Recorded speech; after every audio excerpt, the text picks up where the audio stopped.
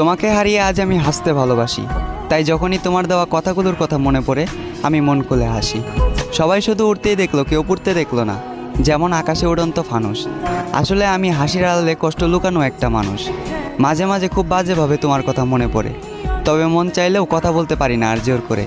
একটা সময় ভালোবেসেছিলে তাই জোর করেছি, আজ ভালোবাসো না তাই সে অধিকারটাও হারিয়ে ফেলেছি। আমি তোমার জন্য মরে গিয়ে ভালোবাসার প্রমাণ দিতে চাই না, বরং মরার আগ পর্যন্ত তোমার জন্য অপেক্ষা করতে চাই।